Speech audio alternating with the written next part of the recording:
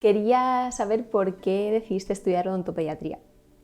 Pues en principio cuando empecé a ejercer me encontraba con muchos pacientes con niveles de ansiedad muy altos que rechazaban el tratamiento o que dejaban de acudir y como vi que era un reto, aunque la mayor parte de ellos eran niños, también había un porcentaje alto de adultos y me formé, lo primero que hice fue formarme para tratar a esos pacientes ansiosos y a continuación especializarme en niños porque vi que hay que tener un poquito de mano izquierda, no se me daba mal y las herramientas que aprendí en el máster me han servido para tratar a lo largo de estos años también a los adultos. Sí, hay que tener mucha paciencia para tratar a niños. Más que paciencia, creo que es gusto por tratar a los niños. Sí, pasión por lo que haces.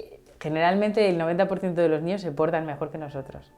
Al final, si no les engañas, que es el principio básico, y muestras lo que haces antes de hacerlo, tienes ya la mitad del tratamiento hecho.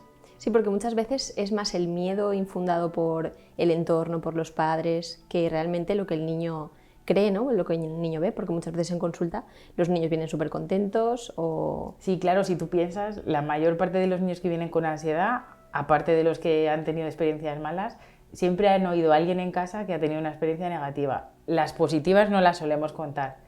Y es una pena, porque ayudarían más que las negativas, pero en una conversación familiar tú lo que vas a oír es algo negativo que has vivido y al final es con lo que el niño se va a quedar. Totalmente. Y además que eso luego se refleja también en la edad adulta.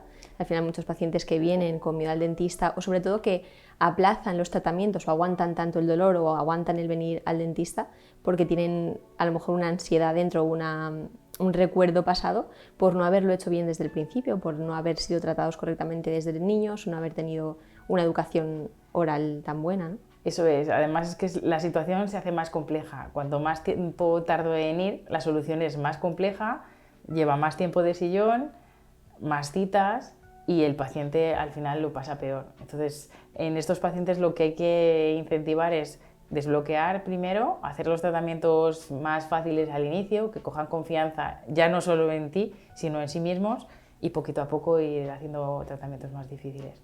Totalmente. ¿Y cuál sería la edad ideal para empezar a llevar a los niños al dentista? Yo a los papás siempre les digo, lo traéis o el primer día del cumpleaños o cuando salga el primer diente.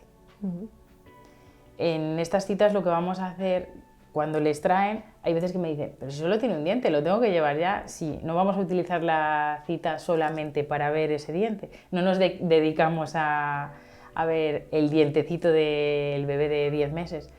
En definitiva, ese niño tiene una boca que hay que limpiar, que hay que acostumbrar a masticar, que hoy en día no se hace y hay que instruir a los padres. No es fácil tener información veraz y con base y peso científico en la que apoyarse. Entonces, esas citas se utilizan para eso, para enseñarles a cepillar, para decirles qué tipo de cepillo es el adecuado, qué pasta deben de usar. Saber si el niño respira por la nariz o lo está haciendo por la boca. Hoy en día tenemos un 80% de la población infantil no respira por la nariz.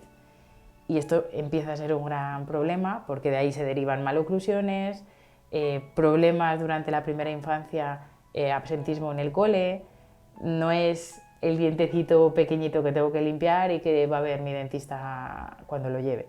Claro, realmente la aparición del primer diente es como el indicativo de tenemos que ir al odontólogo de niños para empezar a ver qué es lo que está pasando en la boca, ¿no? Eso es. Generar una serie de hábitos que van a hacer que ese niño tenga un crecimiento óptimo, ¿no? Al final la función hace la forma y si nosotros respiramos por la boca o hacemos ciertas cosas que no van a favorecer un desarrollo óptimo, al final es como un eslabón que va a desestructurar toda la cadena, ¿no? Eso es. La verdad es que cuando ya se instaura una maloclusión en la dentición de leche, podemos tener problemas posturales, problemas de espalda que derivan de ese problema de maloclusión en boca y no nos damos cuenta que el paciente tiene dientes que están en una boca y eso es un organismo completo. Entonces, sirve también para orientar a los papás, pues aquí yo puedo hacer y hasta aquí voy a hacer yo y tienes que pedir ayuda a un compañero logopeda, a un otorrino, a un fisio.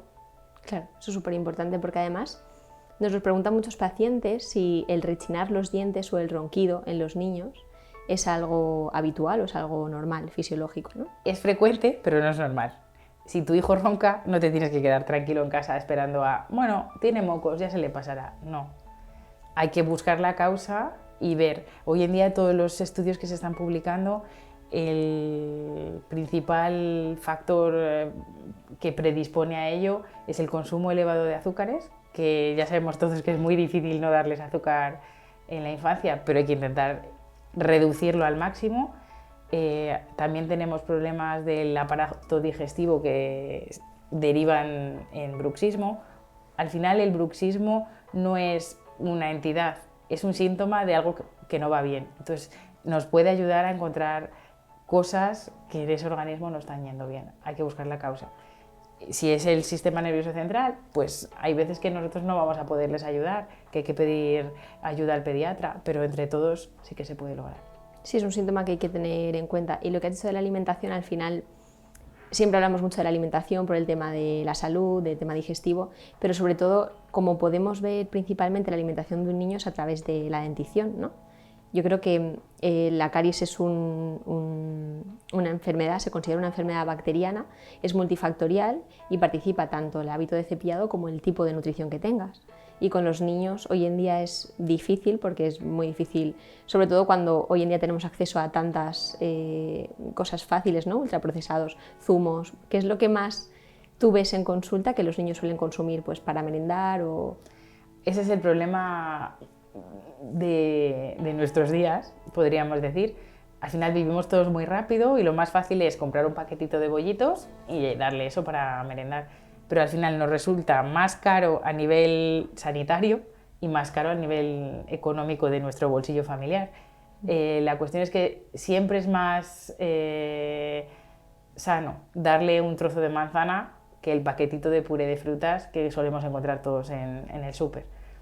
Es difícil, pero se puede lograr. Yo lo que suelo hacer en las consultas es pedirle a los papás, o bien les damos una hoja, que hagan un dietario, que me escriban durante una semana o 4 o 5 días qué come el niño a lo largo del día. Y a partir de ahí establecen un compromiso. No vamos a erradicar y a quitar todo el azúcar de la dieta de un plumazo, porque no va a funcionar. Hay que ver con ellos si en su familia tienen la capacidad de ir quitando poquito a poco ciertas cosas y corregir, que hay veces lo hacen por desconocimiento, no porque piensan que lo están haciendo bien y no es así. Pasa, bueno, pero es que yo le hago zumo natural. No, no es natural. Ese tipo de azúcar que tiene el zumo es mucho más cariogénico que si le das la fruta entera. Y eso, si no lo saben, hay que decírselo. Claro, o sea que al final en una consulta odontológica para los niños no solo aprenden los niños, sino que los padres aprenden mucho también para poder llevar a su salud. O sea que mucha gente piensa como que los niños son adultos pequeños, ¿no?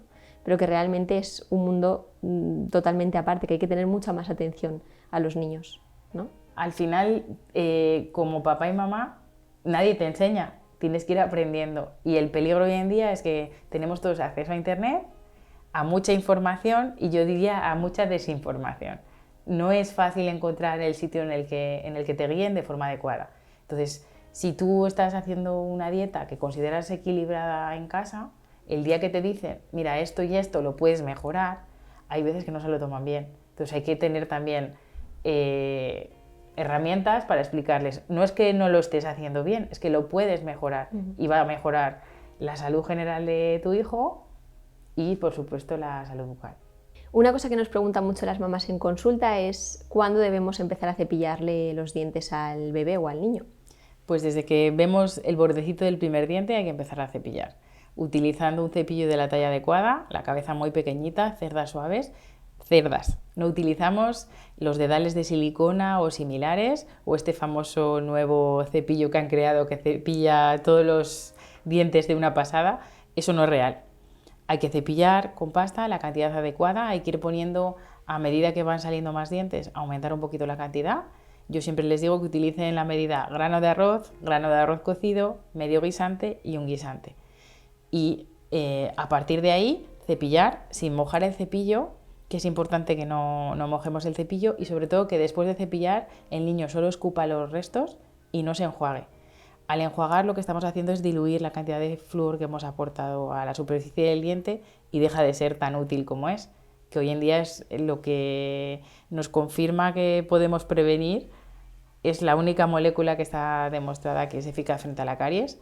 No hay que abusar y tampoco hay que tener miedo, que esa es otra pregunta que nos suelen hacer. No le doy flúor porque he leído que eso afecta al sistema nervioso central, que es tóxico. Podría ser tóxico en cantidades desmesuradas. Si cepillaras a tu hijo 60 veces al día, puede ser, pero cepillándole mañana y noche o 3 veces al día, que es lo ideal, después de cada comida principal, eso no va a pasar. Claro, al final hay que ver un poco el riesgo-beneficio, ¿no?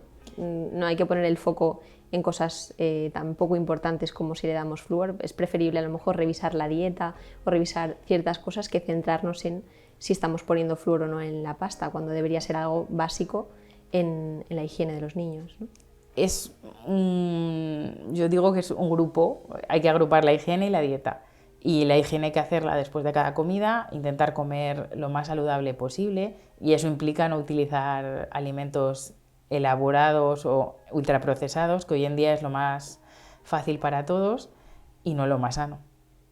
Totalmente.